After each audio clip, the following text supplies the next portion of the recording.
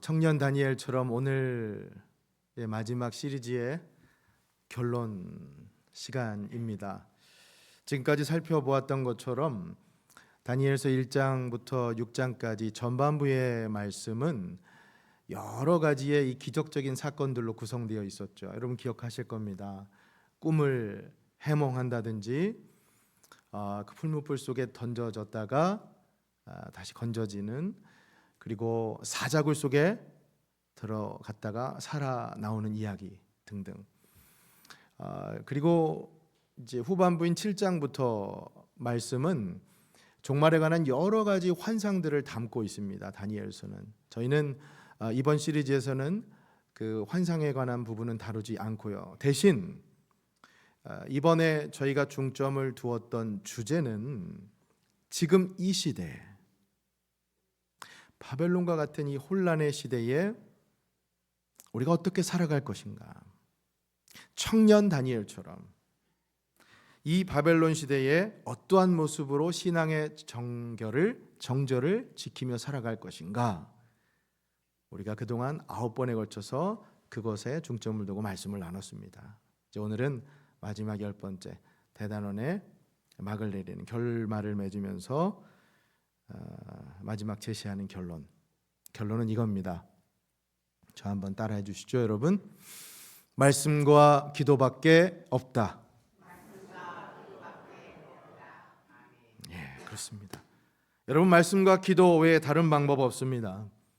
이 시대를 살아가는 다니엘처럼 말씀 붙드는 자로, 기도에 무릎을 꿇는 자로 살아가야 한다는 것. 다시 말해 청년 다니엘처럼 이 혼란스럽고 어려운 시대에, 바벨론과 같은 시대에 말씀을 더 붙잡아야 하고 그 말씀 붙들고 더 간절히 기도해야 한다는 것. 그것이 다니엘서의 결론입니다. 믿습니까? 아멘. 자, 그렇다면 오늘 첫 번째 기원부터 말씀부터 시작해 보죠. 다니엘의 신앙을 지탱했던 그 첫 번째 기둥, 말씀의 기둥을 봅니다. 1절 2절 본문을 보십시오. 메대 족속 아하수에로의 아들 다리오가 갈대아 나라 왕으로 세움을 받던 첫 해. 자, 2절. 곧 그의 통치 원년에, 같이 읽겠습니다. 나 다니엘이 책을 통해 여호와께서 말씀으로 선지자 예레미야에게 알려주신 그 연수를 깨달았나니 곧 예루살렘의 황폐함이 70년 만에 그치리라 하신 것이니라. 아멘. 말씀. 여러분 혹시 올 한 해 여러분들이 계속해서 붙들고 있는 말씀이 있습니까? 아니면 혹시 여러분 인생 좌우명이라고 할 수 있는, 여러분 평생 붙들고 있는 말씀이 있습니까? 언젠가도 말씀드렸지만 저는 마태복음 25장 23절의 말씀, 주님께서 저를 목회의 길로 부르셨을 때 주신 이 말씀, 그 주인이 이르되 잘하였도다 착하고 충성된 종아, 내가 적은 일에 충성하였음에 내가 많은 것을 내게 맡기리니 내 주인의 즐거움에 참여할지니라. 아멘. 오늘 새벽에도 말씀 준비하는데 이 말씀이 저를 얼마나 위로하고도 힘을 줬는지 모르겠어요. 여러분, 주님께서 착하고 충성된 종이라고 불러주시고 사람에 시달리고 일에 스트레스 받을 때마다 사람의 즐거움에 참여하는 게 아니라 내 주인, 주님의 즐거움에 참여하라고 말씀하신 이 말씀이 계속해서 붙들고 기도할 때 얼마나 큰 힘이 되는지 몰라요. 여러분들에게도 그런 말씀이 있으실 겁니다. 그렇죠? 글쎄요, 요즘에는 우리 SNS가 많이 발달하다 보니까 어떤 분들은 자신의 이 정말 프로필 대문이라고 하죠, 거기에 그 성경 구절을 올려놓으신 분들도 간혹 있죠. 우리 그런 분들 보셨을 거예요. 그만큼 이 말씀이 여러분 인생에 강력한 임팩트를 남겼다는 얘기잖아요. 그죠? 다니엘에게 있어서 근데 그 말씀이 예레미야서의 말씀이었을 거라고 생각을 해요. 저는. 쉽게 말하면 다니엘이 요즘 시대를 살아갔다면 당장에 자기 카톡 그 프로필 대문 문구에 바로 예레미야서 말씀을 올려놓았을 거라는 겁니다. 왜냐? 여기 1절 말씀 보면 다니엘 이때가 언제냐면 다리오가 갈대아, 즉 갈대아가 바벨론이잖아요. 바벨론 왕으로 셈을 받았던 첫 해라는 겁니다. 페르시아가 바벨론을 침공하고, 여러분 지난번 말씀 기억하실 겁니다. 다니엘이 사자굴 속에 들어갔어야만 했던 바로 그때, 그 사건 같은 때입니다. 지난번에도 말씀드렸지만 이 다리오 원년, 그때 다니엘의 나이가 여러분 어느 정도라고 말씀드렸죠? 사자굴 속에서 기도하던 다니엘? 맞습니다. 우리 소망의 어르신처럼 80대 중후반의 나이였어요. 소년 아니고 청년 아니었습니다. 그럼에도 불구하고 다니엘은 늘 기도를 통해 하나님과 친밀한 교제를 했다라고 강조했죠. 그런데 여기 보십시오. 오늘 말씀에서 눈에 띄는 또 한 가지가 있잖아요. 다니엘은 기도뿐만 아니라 이제 하나님의 말씀을 읽고 그 말씀을 공부하는 것에도 평생 열심으로 살았다라고 하는 것이죠. 할렐루야. 아멘. 여러분 이 말씀이 오늘 우리에게 주는 도전이 있기를 바랍니다. 여러분 생각해 보세요. 다니엘이요, 그 대국의 바벨론과 페르시아라고 하는 나라의 이 대제국의 총리로서 얼마나 할 일이 많았겠어요. 얼마나 바빴겠어요. 아마 지금 이 자리에 계신 여러분 모두 지난 한 주도 정말 눈꽃 뜰 새 없이 바쁘게 살다 이 예배 자리에 오신 분들 계실 텐데, 아침에 새벽에 눈 뜨고 밤늦게까지 잠자리 들 때까지 정말 열심히. 그런데 여러분, 저는 감히 말하건대 오늘 이 자리에 있는 우리보다도 다니엘은 더 바빴을 거라는 겁니다. 한 나라를 통치하는 다스리는 총리로서 얼마나 바빴겠냐는 거예요. 자, 그런데 그럼에도 불구하고 무엇을 하고 있다? 말씀을 붙들었다. 우리식으로 지금 얘기를 하면 이런 겁니다. 하루 종일 열심히 일하다가도 점심시간에 그 쉬는 시간에 틈틈이 말씀을 읽고 묵상하는 것. 퇴근해서 정말 하루 종일 받은 스트레스, 학교에서 공부하다가 집에 가서 너무 피곤해서 쩌든 그 몸을 이끌고도 TV와 스마트폰으로 유튜브 동영상을 보는 게 아니라 하나님의 말씀을 읽고 묵상하는 그 모습, 그는 평생 그렇게 살아갔다는 것이죠. 사랑하는 여러분, 아무리 강조해도 지나치지 않는 이 말씀, 하나님의 말씀을 붙들며 살아가십시오. 그 안에 하나님의 뜻과 하나님의 약속이 있습니다. 그 말씀이 여러분을 위대한 비전과 위대한 삶으로 인도해 주실 줄로 믿습니다. 그게 바로 다니엘을 통해서 우리에게 주시는 하나님의 메시지예요. 여러분이 다니엘이 말씀의 습관으로 살아갔던 이 중요한 교훈, 근데 저는 오늘 단순히 성경을 그가 읽고 있었다는 것에 주목하려는 거 아니에요. 물론 그 습관 자체도 너무너무 중요하지만 제가 오늘 여러분과 함께 주목하려고 하는, 강조하려고 하는 것은 이 말씀이 그에게 어떤 의미가 있었냐, 왜 이게 중요했느냐. 자, 그런 면에서 2절 말씀을 다시 한번 우리가 돌아가 보면, 다니엘이 읽고 있었던 성경이 어디라고 그랬죠? 예레미야. 그 예레미야서를 읽던 중에 무엇을 발견합니까? 이스라엘이 바벨론 포로 생활 70년을 마치고 다시 복귀한다라고 하는 그 하나님의 뜻을 발견하게 되죠. 자, 이때 읽었을 다니엘의 그 예레미야서 말씀이 바로 예레미야 25장입니다. 한번 그 말씀을 같이 읽어보도록 하죠. 예레미야 25장 11절 12절 말씀. 시작. 이 모든 땅이 폐허가 되어 놀랄 일이 될 것이며 이 민족들은 70년 동안 바벨론의 왕을 섬기리라. 자, 그 다음 12절. 여호와의 말씀이니라. 70년이 끝나면 내가 바벨론의 왕과 그의 나라와 갈대아인의 땅을 그 죄악으로 말미암아 벌하여 영원히 폐허가 되게 하되. 아멘. 여러분 보세요. 다니엘이 이 말씀을 읽은 거예요. 자, 포로가 된 지 이제 70년 다 돼 가는 이 시점에서 이 하나님의 뜻을 발견하고 이걸 깨달았을 때 그의 가슴이 얼마나 뜨거웠을까요? 얼마나 흥분됐을까요? 와, 이제 끝이다. 나도 이제 고향으로 돌아갈 수 있다. 해방이다. 그는 그런 흥분과 설렘과 기쁨으로 기도의 자리로 나아갔단 말입니다, 여러분. 할렐루야. 여러분, 제가 여러분께 오늘 주목하고 강조하고 싶은 게 바로 이거예요.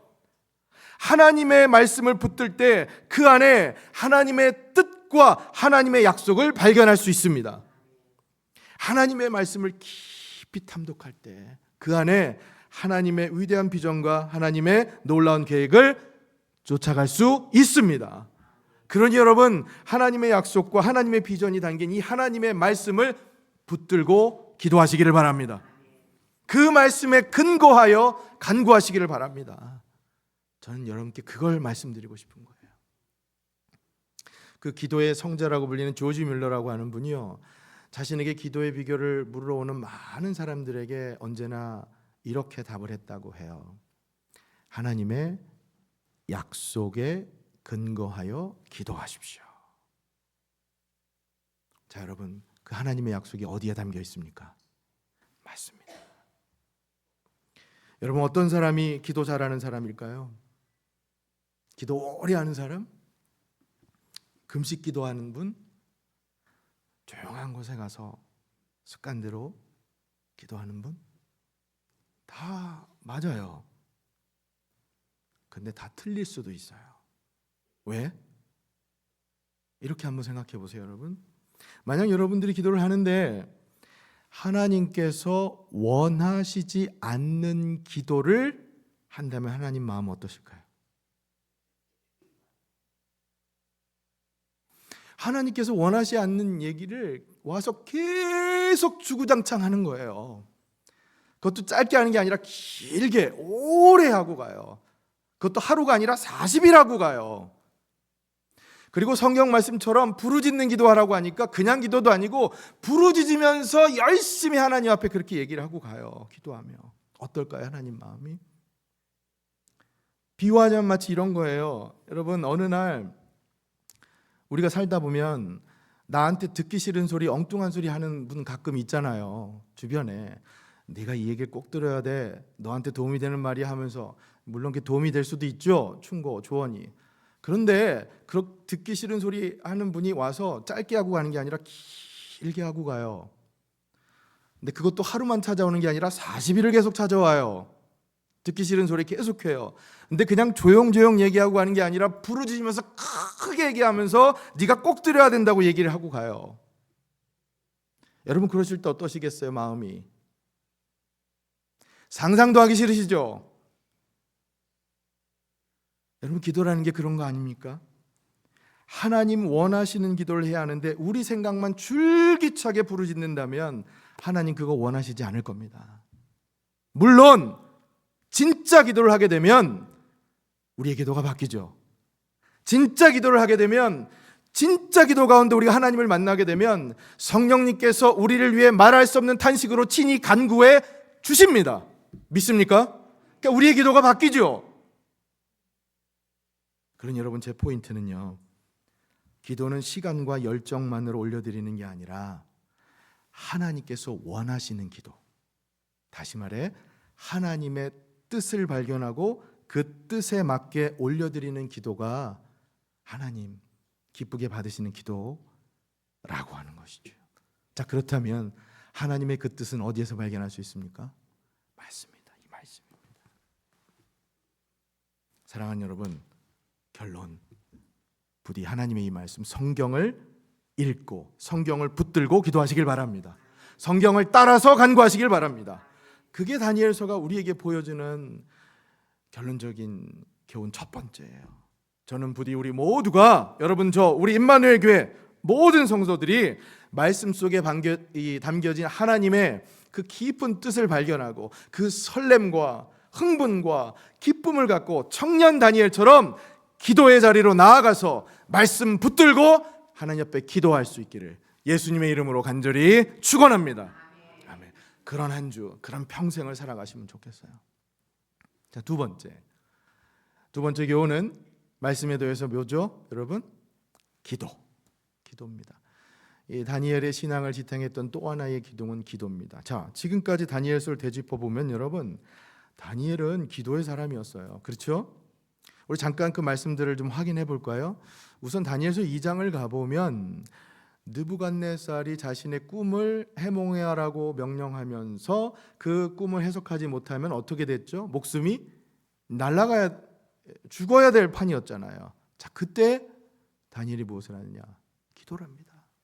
다니엘서 2장 말씀 17절 18절 말씀을 한번 읽어보도록 하죠. 시작. 이에 다니엘이 자기 집으로 돌아가서 그 친구 하나냐와 미사엘과 아사랴에게 그 일을 알리고, 자, 상황이 이렇다는 걸 친구들에게 알린 거예요. 위기다.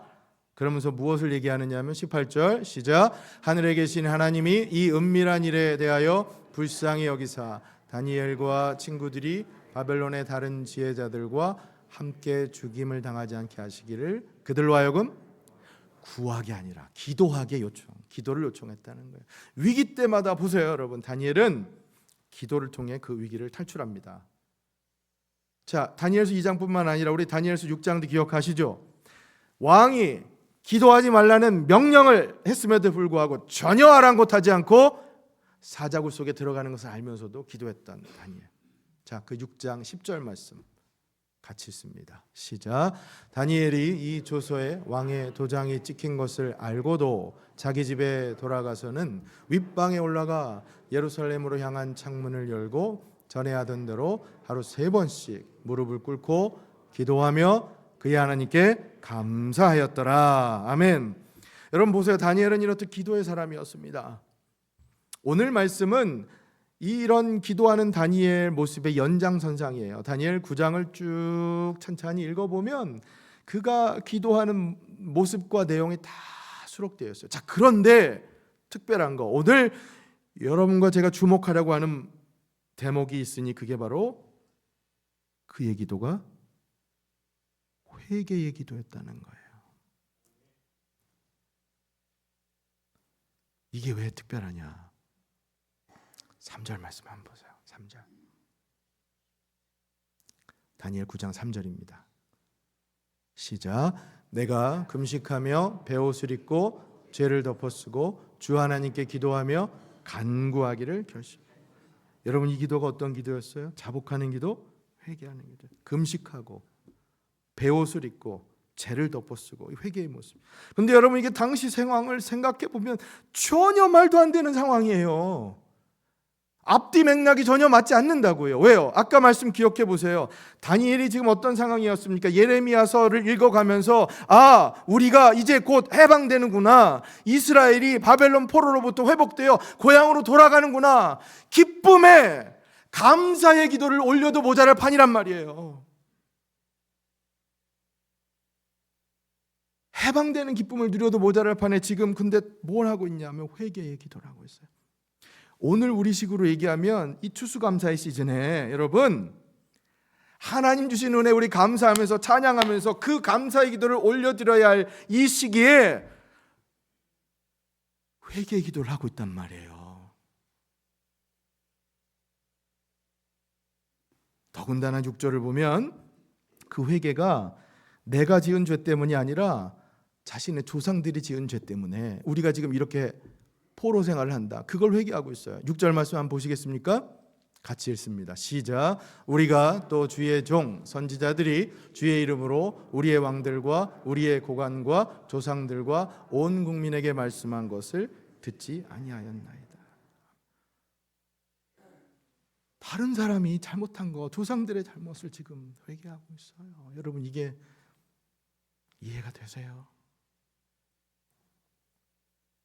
재밌는 얘기지만 여러분, 요즘에 우리 형제 없이 혼자이신 우리 외아들, 외딸이신 분들 많잖아요. 우리 특히 젊은 청년분들은 그런 분들이 많으신 것 같은데, 반대로 우리 소망의 어르신들 같은 경우는 뭐 형제 자매들 많으시잖아요. 최소 6분, 뭐 8분 막 이러시잖아요. 그죠? 그러면 우리 형제가 있으신 분들에게 한번 답해 보세요, 여러분. 여러분들 어리실 시절에, 어릴 때 형제들하고 싸운 적 있으실 거 아닙니까? 그러면 누구 때문에 많이 싸웁니까? 우리 형님이신 분들, 언니이신 분들 한번 답해 보세요. 누구 때문에 싸웠습니까? 동생 때문에 싸웠죠? 그렇죠? 자, 그럼 반대로 우리 동생이신 분들 누구 때문에 많이 싸웠습니까? 예, 오빠 때문에, 형들 때문에, 언니 때문에 많이 싸웠죠? 여러분, 제 포인트는 갈등과 싸움은 상대적이라는 거예요. 그러니 누가 잘못했다, 네가 잘못했다라고 하는 건 아니라는 거예요. 그게 회개 기도의 본질이라는 겁니다. 난 잘못한 거 없는데 내가 왜 회개 기도를 하느냐? 아니요. 여러분 생각해 보세요. 다니엘이 굳이 회개 기도를 올려드려야 할 필요가 있었습니까? 자신의 잘못도 아닌 다른 사람의 잘못을 두고 회개할 필요가 있었냔 말이에요. 여러분, 지금 이 자리에 계신 여러분들 모두 저를 포함해서 기도가 중요하다는 거 우리 다 압니다. 우리 가운데 기도의 능력 부인할 사람 거의 없습니다. 기도하면 기도의 능력을 우리가 경험한다라고 하는 거 우린 믿습니다. 아멘. 자, 그런데 다니엘의 기도가 특별한 건 그의 기도가 자신의 잘못 때문에 올려드린 회개 기도가 아니라 다른 이의 잘못을 회개하는 기도였다는 거예요. 더군다나 감사의 기도를 올려드려도 모자랄 이 시기에, 추수감사의 이 시즌에 회개의 기도를 올려드린 이 모습. 그런데 그 기도를, 놀라운 것은 하나님께서 들으시고 응답해 주셨다는 겁니다. 할렐루야, 할렐루야. 여러분, 저는 이 대목에서 지금 우리의 기도를 되돌아봅니다. 왜냐하면 지금 우리의 기도도 내 기도만을 하는 게 아니잖아요. 여러분 기도를 보면 여러분 자신만을 위한 기도하지 않잖아요. 여러분의 사랑하는 가족들과 배우자와 자녀들과 부모님들을 위한, 친구들을, 가족들을 위한 기도를 다 하시잖아요. 자, 그러면 여러분, 우리가 사랑하는 그 분들, 그 사람들, 만약에 그 친구와 가족들이 여전히 죄 가운데 방황하고 있다면 그들을 위해 애통하며 슬퍼하며 하나님 앞에 회개할 책임은 누구에게 있다? 그들에게만 있는 것이 아니라 우리의 몫이기도 하다는 겁니다. 여러분 공감하시지만 우린 남의 죄를 지적하고 판단하는 거 아주 잘해요. 저도 마찬가지고요. 그러나 죄로 방황하는 이들을 위해 눈물을 흘리며 애통하며 회개하는 기도엔 우리 인색해요. 하지만 여러분, 다니엘을 보십시오. 죄인을 보고 슬퍼하고 울며 회개 기도합니다. 하나님, 그걸 우리에게 원하시는 거 아닐까요? 여러분, 단적으로 지금 우리 아이들, 여러분 후손들, 우리 청소년들, 심지어 우리 청년들이 만약 교회를 떠나요, 술과 마약으로 쩌들어 그것을 위안을 삼고 음란한 사생활로 하루하루 자신의 감정을 달래가며 살아가는 모습을 여러분들이 목격하신다면, 만약 그렇다면 그런 현실 앞에서 여러분, 우리가 무엇을 해야 할까요? 그저 그들을 보면서 내일 아니니까 혀를 끌끌 차면서 아이고, 내가 그럴 줄 알았다, 니들 때문에 길거리가 이렇게 어지럽고 더러워, 화만 내고 다닐까요? 아니요. 그들을 보며 세상을 보며 함께 애통하고 슬퍼하며 회개 기도를 해야 하는 것, 그게 바로 오늘 이 시대를 살아가는, 이 필라델피아 도성에 살아가는 여러분과 저의 시대적인 사명이 아니겠습니까? 여러분, 왜 필라델피아 사세요? 살기 더 좋은 데 많잖아요, 미국에. 여러분, 왜 이곳에 사세요? 우리 교회가 왜 이곳에 있습니까? 우리 교회를 위한 하나님의 부르심은 무엇일까요? 저들을 보며 손가락질하고 화만 내고 그렇게 교회 오고 갈 때마다 내가 저것들 때문에 못 살아, 그렇게 살아가는 게 아니라 오히려 저들을 보며 탄식하며 회개하며 슬퍼하며 회개의 기도를 하나님 앞에 올려드려야 하는 것이 바로 우리 교회의 사명 아닐까요? 여러분, 이 다니엘서를 보며 저는 말씀과 기도, 그런데 이 기도가 너무나 특별한 것이 회개의 기도였다는 거예요. 감사하게도 지난주에 우리 청년들과 여전도회 그리고 몇몇 남자 성도님들께서 켄싱턴 마약거리에 나가서 그들을 위해 패딩과 담요를 나눠주고 음식도 주고 복음 전하는 사역을 하고 오셨어요. 얼마나 감사한지 몰라요. 우리 그 사진을 잠깐만 좀 보여주실까요? 자세히 보세요. 저는 없습니다. 같이 가고 싶었는데 저는 기도로 동참했습니다. 근데 저 한 분 한 분이 정말 귀중한 우리 임마누엘 교회 사역자들이세요. 자, 그 다음 사진 한번 보세요. 숲을 직접 음식을 준비해서 다 나눠드리고, 그 다음 사진 또 보여주세요. 그리고 저분들에게 함께 저분들을 위해 기도하고 복음 전하고, 비행 둘러서. 여러분, 우리의 자녀들만이 그런 게 아니에요. 우리의 청년들만 그런 게 아니에요. 지금 이 시대에 만약에 술과 마약에 찌들어 살고 음란한 사생활로 살아가는 사람들을 본다면, 길거리에 죽어가는 수많은 영혼들을 본다면 무엇을 해야 할까요? 맞습니다. 기도입니다. 우린 그들을 정죄만 할 수 없어요. 그건 전혀 성경적이지 않습니다. 왜냐? 비난과 분노의 표출만큼 그들을 향해, 세상을 향해 교회는 슬픔과 애통의 기도를 올려드려야 할 줄로 믿습니다. 다니엘을 보십시오. 우리는 그들을 위해, 이 시대를 위해 애통하며 회개하며 함께 기도해야 합니다. 사랑하는 여러분, 부디 여러분과 저, 우리 임마누엘 교회는 이 바벨론이라고 하는 영적 위기 속에서, 바벨론이라고 하는 시대적인 혼란 속에서 함께 애통하고 슬퍼하고 회개하는 기도를 하나님 앞에 올려드릴 수 있기를 예수님의 이름으로 축원합니다. 아멘. 말씀 맺겠습니다.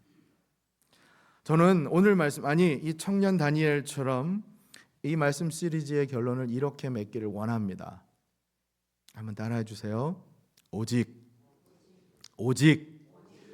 말씀과 기도입니다. 그렇습니다, 여러분. 사랑하는 여러분, 부디 청년 다니엘처럼 하나님의 말씀 붙잡고 기도하며 살아가시길 바랍니다. 하나님께 나아가는 길, 예수님을 만나는 길, 성령 충만한 길, 말씀과 기도에 다른 것은 없습니다. 부디 청년 다니엘처럼 이 바벨론의 시대에 이번 한 주 여러분 또 살아가실 텐데, 순수한 신앙, 그 정절을 유지하면서 하나님 말씀과 기도로 살아가는 우리 모두가 될 수 있기를 예수님의 이름으로 간절히 축원합니다. 아멘. 우리 함께 찬양하도록 하겠습니다.